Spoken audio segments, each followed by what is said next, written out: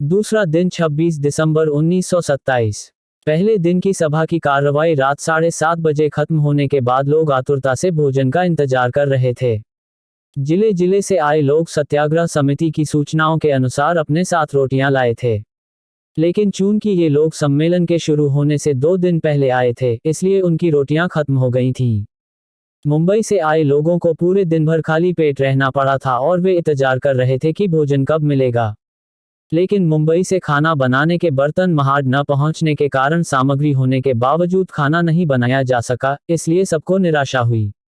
सत्याग्रह समिति को अंदाजा था कि ऐसी स्थिति आ सकती है, इसलिए उन्होंने चावल दाल के साथ भुने हुए चने भी खरीदे थे। उस रात सबको खाने के बदले चने दिए गए और लोगों को उसी पर गुजारा करना पड़ा। ऐसा लगा कि कई लोगों को चना खाकर रहना रास नहीं आया।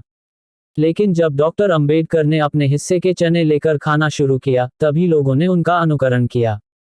26 दिसंबर 1927 को यानी दूसरे दिन सुबह 9 बजे परिषद के कामकाज की शुरुआत हुई। उस दिन सत्याग्रह के बारे में बातचीत करनी थी, सो परिषद में या सम्मेलन में विषय नियामक कमेटी का गठन किया गया। उसके अनुसार डॉक्टर अंबेडकर ने सभा के आसपास खड़े किए स्वयंसेवकों को हिदायत दी थी कि कोई भी अजनबी आदमी अंदर न आने पाए। उसके बाद सत्याग्रह किया जाए, इस आशय का प्रस्ताव डॉक्टर अंबेडकर ने सभा के सामने पेश किया। प्रस्ताव पेश करते हुए डॉक्टर अंबेडकर ने कहा कि कल कलेक्टर साहब ने मुझे मुलाकात करने के लिए बुलाया था। उसमें उन्होंने मुझसे यह कहा कि वे इस सत्याग्रह के खिलाफ नहीं हैं, लेकिन स्पृश्य लोगों ने इस बारे में दीवानी अदालत में फरियाद की है और उसका निपटारा होने तक अस्पृश्य लोग चवदार तालाब पर ना जाएं। इस तरह का तात्कालिक स्थगन आदेश वे ले आए हैं। कोर्ट की अवमानना न हो इसलिए मुझे इस काम को करना पड़ रहा है। मैंने उनसे कहा कि मैं खुद सत्याग्रह करने का निश्चय करके आया हूँ। मैं अपने निश्चय से डिगूंगा नहीं और सत्याग्रह करने वाले लोगों को मैं सत्याग्रह करने की ही सलाह दूंगा। लेकिन सत्याग्रह के लिए आए लोगों पर मैं अपनी राय थोपूंगा नहीं, न उन पर दबाव आने दूंगा। लेकिन स्थगनादेश आया है, इसलिए आप सत्याग्रह न करें ऐसा भी मैं उनसे नहीं कहूंगा। इस पर कलेक्टर साहब ने इच्छा जताई कि सत्याग्रह करने की बात अगर बहुमत से साबित हुई तो वहां इकट्ठे लोगों से सदुपदेश के 2 शब्द कहने की इजाजत मुझे दी जाए। मैंने उन्हें वचन दिया है कि उन्हें आपके सामने 2 शब्द कहने की इजाजत दी जाएगी। इससे अधिक मैंने और कोई बंधन स्वीकार नहीं किए हैं, इसलिए आपको जो तय करना है उसे तय कर लें। इसमें एक बात का ध्यान रखना होगा, हमेशा के लिए अगर हित हो रहा है तो कुछ समय तक तकलीफें और क्लेश तो सहने ही पड़ेंगे। कठोर तप के बगैर वरदान मिला हो, इसका हमारे इतिहास या पुराणों में कोई प्रमाण उपलब्ध नहीं है। हमेशा डैक के बाद ही सुख की प्राप्ति होती है। इसलिए अगर मनाही का आदेश तोड़ने के बाद जेल में जाने की नौबत आई तो भी डिगना नहीं चाहिए। स्थगनादेश इस्तेमाल के आधार पर दिया गया है। इस्तेमाल न्यायपूर्ण है अथवा अन्यायपूर्ण यह भी देखना पड़ेगा, वरना कोर्ट का आदेश पालन करने की कोशिश में जिस अन्याय के खिलाफ हम लड़ रहे हैं उसी अन्याय को सहने की नौबत आ जाएगी। सत्याग्रह कठोर तपस्या ही है। सत्याग्रहियों को मन पर काबू रखना पड़ेगा, बेहद तकलीफें झेलनी पड़ेगी, खुद होकर अपनी गर्दन किसी के हाथ खुशी से सौंपनी होगी। आप लाठियां लेकर सत्याग्रह करने नहीं जा सकते, अधिकारियों की किसी भी आज्ञा को टाल नहीं सकेंगे। सत्याग्रह को जाते समय सरकारी अधिकारी पकड़कर हवालात में बंद कर देते हैं, तब भी माफी नहीं मांगनी चाहिए। आखिर तक यही कहते रहना चाहिए कि हमने जो किया वही सही था। कुल मिलाकर 1 लाठियां नहीं रखना, 2 सरकार की आज्ञा का पालन करना, 3 जेल जाने की तैयारी रखना, 4 सरकार से माफी नहीं मांगना। इन शर्तों का आपको दृढ़ता से पालन करना होगा, तभी सत्याग्रह में शामिल होने का फायदा है। केवल मैं कह रहा हूं, इसलिए आपका सत्याग्रह में शामिल होना सही नहीं होगा। अपना मार्ग न्याय का मार्ग है, यह अगर आपको लगता हो, उस पर आपका यकीन हो और कई संकटों का सामना करने के लिए आप तैयार हो, तो ही आप सत्याग्रह करें। प्रस्ताव के बारे में इस तरह का भाषण देने के बाद डॉक्टर अंबेडकर ने बताया कि जो पक्ष विपक्ष में भाषण होंगे उन्हें शांति से सुने और फिर जो ठीक लगे उसके अनुसार निर्णय लें। इसके बाद एक पक्ष में और एक विपक्ष में इस क्रम से लोगों के भाषण हुए। उसमें सत्याग्रह के पक्ष में भाषण करने वालों के नाम इस प्रकार हैं।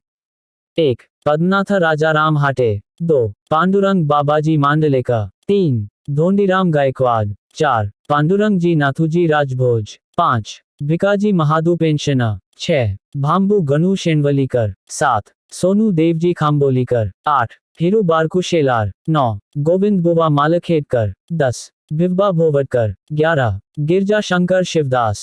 12 गणु धर्मा अंबोलीकर। निम्नांकित लोगों ने प्रतिकूल विपक्ष में भाषण दिए। 1 शिवराम सखाराम हाटे। 2 कृष्णा येसु। 3 गाडगे बुवा साहेब। 4 गोविंद हवालकर। 5 राघु आनंदा शिवतरकर। 6 राघो नारायण वनमाली। 7 पुंजाजी नवसाजी जाधव। 8 N T Jadhav. ध्यान देने योग्य बात यह है कि सत्याग्रह करने के लिए कोल्ली के रहने वाले केवल एक ही मराठा वयोवृद्ध रा विसोबा महादेव वाडवल ही आए थे। पक्ष विपक्ष में हुए भाषणों के बाद वह खड़े हुए और उन्होंने कहा कि मैं मराठा हूं। मेरे गांव के महार बंधुर उठे हुए हैं। वे गांव में नहीं आते। गांव की सीमा रन की हुई है। अब हमें उससे क्या फायदा। हमारे महार बंधुओं का पानी का हट है। हमें वह पूरा करना ही होगा। इसलिए मैं सत्याग्रह करने के लिए आया हूं। इन वक्ताओं के भाषणों का क्या असर होना है, इस विषय को लेकर किसी के मन में कोई आशंका नहीं थी। अगर किसी के मन में आशंका हो तो उसे दूर करने में रत्ती भर का समय नहीं लगता, क्योंकि सत्याग्रह के पक्ष में बोलने वाले वक्ता को लोग बोलने देते थे, लेकिन विपक्ष में बोलने वाले को मुंह ही नहीं खोलने देते थे। बात यहां तक पहुंची कि डॉक्टर अंबेडकर को कहना पड़ा कि आप विपक्ष के वक्ताओं की भी बात सुन लीजिए। पक्ष विपक्ष के लोगों के भाषण खत्म हुए तो डॉक्टर अंबेडकर ने कहा, कुल मिलाकर सभा की राय सत्याग्रह के लिए अनुकूल है, ऐसा ही कहना पड़ेगा। मुझे इस बारे में खुशी है, लेकिन मेरे पीछे अंधों की सेना नहीं चाहिए। मैं कह रहा हूं इसलिए या कोई और कह रहा है इसलिए जेल जाकर फंस जाने वाले लोग मैं नहीं चाहता। जेल जाऊंगा लेकिन मैं अपनी अस्पृश्यता से पीछा छुड़ाऊंगा कहने वाले लोग मुझे चाहिए। सत्याग्रह करना है अथवा नहीं, यह निश्चित करने से पहले इस प्रकार आत्मयज्ञ करने के लिए कितने लोग तैयार हैं, यह तय करना जरूरी है। यह ऐसी बात नहीं है कि तालियों की गड़गड़ाहट से अथवा हाथ ऊपर उठाकर तय की जा सके। वह गिनती के आधार से ही तय की जानी चाहिए। इसलिए जो लोग सत्याग्रह करने के लिए तैयार हैं, ऐसे लोगों की गिनती करने के लिए मैं कहने वाला हूं। उस गिनती के आधार से अगर लगे कि बहुमत सत्याग्रह के लिए अनुकूल है, तो ही मैं कलेक्टर साहब को सूचना दूंगा और शाम के समय आकर आप लोगों के सामने भाषण करने का निमंत्रण दूंगा। उनकी बात सुनने के बाद भी अगर आपकी राय पक्की रही तभी हम सत्याग्रह करेंगे। अब 12:30 बजे हैं और भोजनावकाश के लिए सभा स्थगित की जा रही है। उद्धरण चिन्ह। वे सभा समाप्ति की घोषणा करने ही जा रहे थे कि मुंबई के गैर ब्राह्मणों के पक्ष की ओर से केशवराव जधे और श्री दिनकर राव जवलकर मुंबई से स्पेशल मोटर से आए। सभा मंडप में वे दाखिल हुए। अध्यक्ष द्वारा उन्हें बोलने के लिए आमंत्रित किया गया। श्री जवलकर ने अपने भाषण में कहा, आप यहाँ धर्म की लड़ाई लड़ने के लिए आए हैं, यह ठीक है। दुर्भाग्य से कुछ मराठा लोग आपका विरोध कर रहे हैं। मैं मराठा हूँ, इसलिए मुझे इस बात से बेहद शर्म महसूस होती है। आज तक हम मराठों ने और ब्राह्मणों ने आपको जो तकलीफ दी उसके लिए मैं बस यही कह सकता हूँ कि हम पातकी हैं। हमने आप लोगों के हाथ में ये सफाई के साधन थमाए हैं, उनका आपको त्याग करना होगा। जहां हमारी मालकियत है वहां आपकी भी है। आपके नेता बैरिस्टर अंबेडकर द्वारा चलाया गया यह आंदोलन आपके योग्य अधिकारों की प्रस्थापना के लिए है। मैं 2 बार जेल गया। जेल से घबराने की कोई जरूरत नहीं है। अंग्रेज सरकार के जेल में कोई जातिभेद नहीं है। बाहर के भेद भरे इस नर्क में जीने से जेल बेहतर है। मैं और श्री जधे सत्यशोधक समाज की ओर से सहानुभूति दर्शाने के लिए आए हैं। मराठा लोग महारों से ज्यादा काम करवाते हैं। उनके शरीर से बहता पसीना देखकर भी कुलकर्णियों का दिल नहीं पसीजता। ईश्वर अगले जन्म में मराठों को अस्पृश्य बनाए। डॉक्टर अंबेडकर जैसा ज्ञानी और समर्थ आदमी अस्पृश्यों में कोई दूसरा नहीं है। वे आपके हित के लिए कोशिशें कर रहे हैं। आपको उनका अनुसरण करना होगा। हिंदुस्तान का देवता ब्राह्मणों के वश में रहकर ब्राह्मणों की सोच रखने वाला हो गया है। वह आपके दुखों को नष्ट नहीं करेगा। आपका दुख बैरिस्टर अंबेडकर जैसा आदमी ही दूर कर सकता है। आज अगर मैं महार होता तो बड़ी खुशी से आपके साथ जेल आता। आपको कानून भंग कर अपने अधिकारों की प्रस्थापना करनी होगी। हिंदुओं के इतिहास में आज का दिन बेहद महत्वपूर्ण माना जाएगा। आपको जेल से डरना नहीं चाहिए। ऐसा डर घी चुपड़ी रोटी खाने वाले ब्राह्मणों को लगता है। स्पृश्यों को उनकी जगह दिखाना आपके अपने हाथ में है। आप हिंद पुत्र हैं। हर हर महादेव की जयकार कर तालाब को काबीज कीजिए। आपके सेनापति डॉक्टर अंबेडकर साहेब जो कहेंगे उसका पालन कीजिए। मेरी अपनी यही राय है। गैर ब्राह्मणों की पार्टी की राय हमसे अलग है। और वही बताने के लिए मैं यहाँ आया हूँ। फरियाद का फैसला आ जाने तक सत्याग्रह को टाले रखिए, ऐसा संदेश गैर ब्राह्मण संगठन ने आपके लिए भेजा है। उनकी राय में सरकार का विरोध करना अस्पृश्य वर्ग के हित में नहीं होगा। उसके बाद श्री केशवराव जधे ने कहा, जिन लोगों ने आपको परेशान किया उनका आपको विरोध करना, उनका निपटारा करना ही होगा। यह इंसानियत की स्थापना करने की लड़ाई है। गधे और कुत्ते तक जिन तालाबों पर पानी पीते हैं, उन तालाबों पर आपका पानी भरना मना है। यह बात लांछनास्पद है। आपने भाला, अखबार, संग्राम, समाचार पत्र और मनुस्मृति का दहन किया, यह बहुत योग्य बात की।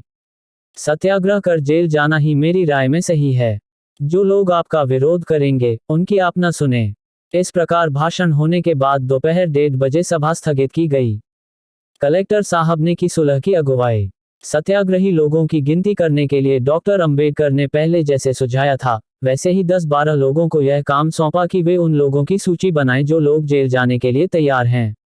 घंटे भर में ही 3884 लोगों के नाम पते इस सूची में दर्ज हुए।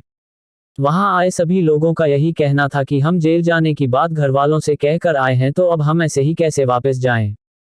आखिरकार नाम लिखने के लिए बैठे हुए लोग उब गए। उन्होंने कहा, सब लोग तैयार हैं ऐसा लगता है, फिर तो नाम लिखने का मतलब ही नहीं है। इसलिए करीब 3:30 बजे के आसपास नाम लिखने का काम बंद कर दिया गया। फिर डॉक्टर अंबेडकर ने कलेक्टर साहब को खत लिखकर बताया कि लोगों का निश्चय हो चुका है कि वे सत्याग्रह करेंगे। आपने कहा था कि आप सभा में आकर अपना पक्ष रखना चाहते हैं। शाम 5 बजे सभा की शुरुआत होगी, सो अगर आप चाहें तो आ सकते हैं। इस प्रकार कलेक्टर साहब और police superintendent mister Ferent, police inspector और फौजदार आदि लोग सभा स्थल पर पहुंचे। डॉक्टर अंबेडकर ने कहा, शाम को जैसा कि मैंने आपको बताया था, कलेक्टर साहब आपसे 2 शब्द कहना चाहते हैं। अब वे सभा में पहुंच चुके हैं। मैं उनसे विनती करता हूं कि वे अपनी राय यहां व्यक्त करें। उसके बाद कलेक्टर साहब ने मराठी में इस प्रकार का भाषण दिया। अध्यक्ष साहब ने आपको बता ही दिया है कि मैं यहाँ किस लिए उपस्थित हुआ हूँ। मैं मराठी नहीं जानता, इसलिए आपसे माफी मांग रहा हूँ। पिछले 3-4 महीनों से आप सत्याग्रह की तैयारी कर रहे हैं, यह मैंने सुना हुआ है। इसलिए अगर मैं कहूँ कि आप सत्याग्रह नहीं कर सकते, तो यह सुनकर आपको बुरा लगेगा। इसी बारे में आपको उपदेश देने की मेरी इच्छा है। मुंबई लेजिस्लेटिव काउंसिल का प्रस्ताव स्कूल और सार्वजनिक तालाब, कुओं को छूने देना चाहिए ऐसा है। तो उसके अनुसार मुंबई सरकार ने आदेश दिया और म्यूनिसिपैलिटी लोकल बोर्ड को सूचित किया कि अस्पृश्य लोगों को मना नहीं किया जाए। सरकार के आदेशानुसार आपकी इच्छा चवदार तालाब पर जाने की है। अगर इस पर आपत्ति नहीं की गई होती तो हम आपको इजाजत दे देते, लेकिन 10-12 अस्पृश्य लोगों ने दीवानी अदालत में दावा किया है कि यह तालाब निजी है। मैं यह नहीं बता सकता कि तालाब निजी है या सार्वजनिक, लेकिन कागजातों को देखकर और वकीलों को सुनकर न्याय किया जाएगा।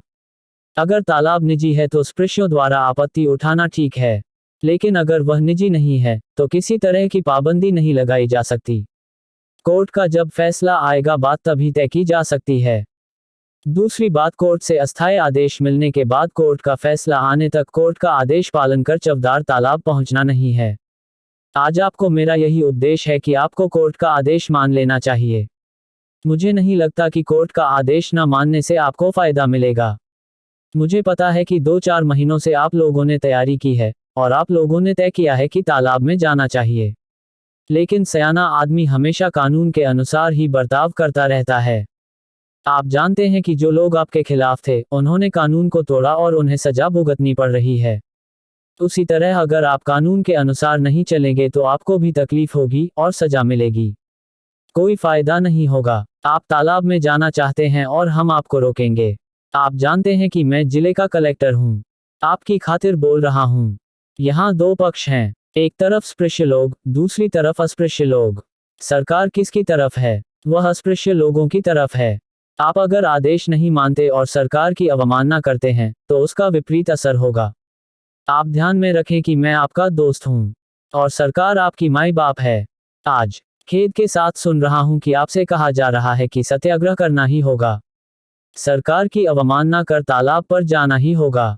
याद रखिए, इस तरह की सलाह देने वाले आपके हितचिंतक दोस्त नहीं हैं, वे आपके झूठे दोस्त हैं। यह काम शांतिपूर्ण और कानूनी तरीके से करना होगा, इसलिए धैर्यपूर्वक विवेक से व्यवहार करें। कानून के अनुसार कोर्ट में केस चल रहा है। आपके पक्ष में निर्णय होगा तो तालाब सबके लिए खुलेगा, खिलाफ हुआ तो आप कोर्ट में अपील करें। तब तक किसी और सार्वजनिक तालाब पर सत्याग्रह कीजिए। अब आप कानून और सरकार के खिलाफ बर्ताव न करें। इससे आपको कोई फायदा नहीं मिलेगा, उल्टे नुकसान ही होगा। इस बारे में एक कहानी सुनाता हूँ। दो भाई हैं, एक हरि और दूसरा भाव। हरि ने कहा गर्मी का मौसम खत्म होने पर धान बोएंगे। भाव ने कहा सभी तैयारी होने के बाद धान बोएंगे। हरि ने हड़बड़ी कर धान बोया और भाव ने जमीन बुवाई के लिए तैयार करने के बाद धान बोया। सोचिए कि किसे अच्छी फसल मिली होगी। इसी प्रकार आप भी सोच समझ कर काम करेंगे तो आपको जीत मिलेगी। अब हड़बड़ी करते हुए सरकारी आदेश के खिलाफ काम करेंगे तो इस कहानी में बताए गए उदाहरण की तरह आपकी हालत होगी। फिर आप कहेंगे कि अब हम सत्याग्रह के लिए इकट्ठा हुए हैं। इसलिए आपने जो कार्यक्रम बनाया है उसे इस तरह बनाए कि सत्याग्रह अब शुरू होगा और जब तक विजय मिलती नहीं, जब तक अस्पृश्य लोगों के लिए चवदार तालाब खुलता नहीं, तब तक हम सत्याग्रह जारी रहेगा। फिर आपके अध्यक्ष साहब बैरिस्टर हैं, उनके साथ बातचीत कर सबूत के लिए साक्ष्य बना लीजिए। साथ ही इस काम के लिए धन की जरूरत होगी, उसकी तैयारी कीजिए। आखिर में एक बात बताना चाहूंगा, 12 सालों से इस तहसील के महारों को मैं जानता हूं। मैं जानता हूं कि वे अच्छे लोग हैं, सरकारी नौकरी में हैं। ऐसे भी कई लोग हैं जिन्होंने सेना में नौकरी की है। सूबेदार, हवलदार, जमादार, सिपाही आदि पदों पर वे तैनात रहे हैं। जिन्होंने सरकार की नौकरी की वे सरकार का अपमान करेंगे, ऐसा नहीं लगता। मैं आपसे अनुरोध करता हूं कि जब तक फरियाद का फैसला नहीं आता, तब तक तालाब के सत्याग्रह का काम छोड़ दीजिए। ऐसा नहीं करेंगे तो नुकसान आपका ही है। आप जानते हैं कि हमने पुलिस का पक्का बंदोबस्त किया है। तालाब में जाने की जगह ही नहीं है, फिर भी आपने कोशिश की तो स्पृश्य लोग और सरकार दोनों आपके खिलाफ होंगे। इससे कोई फायदा नहीं है। थोड़ा रुकिए, आपके नेता समझदार हैं, उन्हें कोर्ट के बारे में जानकारी है। उनके साथ काम कीजिए, आपका काम बन जाएगा। फैसला आपकी तरफ से होगा, फिर कोई हर्ज नहीं होगा। आपके फायदे के लिए मैं यह उपदेश दे रहा हूँ। जो कुछ कहा उसे अपने दोस्त द्वारा दी गई समझ मानकर उस पर अमल करेंगे, ऐसी उम्मीद करता हूँ। बाद में अध्यक्ष की इजाजत से श्री जवलकर ने कहा, सुबह आए हैं तब से हम महाड के सभी मराठी नेताओं से मिले। उनमें से हर किसी ने बताया कि वे अस्पृश्यों के खिलाफ नहीं जाएंगे। सबूत के तौर पर उन्होंने मुझे एक घोषणा पत्र लिख कर दिया है। वह इस प्रकार है, श्री केशवराव जधे और दिनकर राव जवलकर को महाड दिनांक 2/6/1927 हमारा आगे दिया जा रहा कथन महाड मराठा समाज की राय अस्पृश्य समाज के सामने रखें। महाड चवदार तालाब पर सत्याग्रह करने के लिए यहाँ बड़ी संख्या में अस्पृश्य समाज स्वोन्नति की कोशिश कर रहा है। कुछ अन्य जातियों के गैर जिम्मेदार लोग अफवाहें फैला रहे हैं कि मराठा लोग उनके खिलाफ हैं। ये अफवाहें पूरी तरह निराधार हैं। हम महाड के मराठा समाज के नेता के नाते आपको सूचित कर रहे हैं कि अस्पृश्य अपने मानवता के हक पाएं। मराठा समाज उनकी राह में अडंगे नहीं डालेगा। उल्टे अस्पृश्यों की कोशिशों के बारे में हमारे मन में बहुत सहानुभूति है। हालांकि अगर कानूनी राह से अपनी कोशिशें जारी रखेगा तो हमें लगता है कि अस्पृश्य समाज का तुरंत कल्याण होगा। सत्याग्रह के बारे में हम स्थिर प्रज्ञ रहेंगे। इस आशय का प्रस्ताव हमने 21 दिसंबर 1927 को ही पारित किया है। तालाब के संदर्भ में जिन 9 लोगों ने कोर्ट में फरियाद दाखिल की है उनमें से केवल एक व्यक्ति मराठा है। उन्होंने फरियाद दाखिल कराने में शामिल होने में पहले मराठा समाज की सहमति नहीं ली थी और उन्होंने जो कुछ किया है उसके लिए मराठा समाज की बिल्कुल सहमति नहीं है। हस्ताक्षर नारायण मामा मांगडे, पेंटर, कोंडीराम पांडुरंग शिंदे, किसन बाबा धुमाल, तुकाराम सावलाराम पानसरे, कृष्णाजी ज्ञानबा पवार, बाबाजी राव माधवराव दलवी, सीताराम गोपाल चौधरी। इससे आप पाएंगे कि मराठा वर्ग आपके खिलाफ नहीं है। हालांकि गैर ब्राह्मण पार्टी का कहना है कि फरियाद का निर्णय होने तक सत्याग्रह रोकना ही सही होगा। कलेक्टर साहब की भी यही राय है। मेरा आपसे अनुरोध है कि आप गैर ब्राह्मण पार्टी और जिलाधिकारी कलेक्टर साहब की सलाह को मानना सही होगा, ऐसा लगता है। दिनकर राव जवलकर के भाषण के बाद सूबेदार घाटगे ने कहा कि मैं खुद पेंशनर सूबेदार हूं। सत्याग्रह में हिस्सा लूंगा तो मेरी पेंशन पर आंच आएगी, यह मैं जानता हूं। इसके बावजूद सत्याग्रह करने के लिए मैं पुणे से यहां आया हूं। एक बात मैं जरूर कहना चाहूंगा कि मैं स्पृश्य लोगों के खिलाफ सत्याग्रह करने आया था, लेकिन ये लोग खुद सरकार की आड़ में छिपकर हमें और सरकार को आपस में भिड़ाना चाहते हैं। सो इस लड़ाई में कूदने से पहले हमें पूरी तरह सोच विचार करना होगा। सरकार दुराग्रही होती तो हमें इस लड़ाई में कूदना ही पड़ता, लेकिन कलेक्टर साहब के भाषण से ऐसा लगता नहीं। हमारे लिए उनके मन में सहानुभूति है, फिर बेवजह सरकार से भिड़ना क्यों? आज हमने जो उत्साह दिखाया वह बहुत ही अपूर्व है। मैं उसके लिए आपका अभिनंदन करता हूँ। इतना उत्साह हो तो आपको सफलता भी जरूर मिलेगी। हालांकि बदले हुए हालात देखकर आपको सब्र करना होगा, ऐसा मुझे लगता है। मेरी आपसे यही विनती है। कलेक्टर साहब को जल्द लौटना था, सो इसके बाद बाबा साहेब ने उनके प्रति आभार प्रदर्शन किया और उन्हें छोड़ आए। हालांकि कलेक्टर साहब के भाषण का सत्याग्रह के लिए आए लोगों पर कोई असर हुआ हो, ऐसा नहीं लगा। क्योंकि ऐसा लगा जैसे कलेक्टर साहब के जाने के बाद वक्ता जब उनके बारे में बोलने लगे तब सत्याग्रह के खिलाफ बोलने वाले वक्ताओं की बातें सुनने के लिए लोग तैयार नहीं थे। हालांकि राजमान्य कृष्णाजी दावने तथा सुश्री शांताबाई शिंदे जैसे सत्याग्रह के पक्ष में बोलने वाले वक्ताओं के भाषण पर तालियां बजीं। शाम के 7 बजे तक यही बहस चल रही थी। तब डॉक्टर अंबेडकर ने बताया कि आज रात एक बार फिर बैठकर इस पर विचार किया जाएगा। कल सुबह पक्का निर्णय लिया जाएगा। उन्होंने सभा समाप्ति की घोषणा की।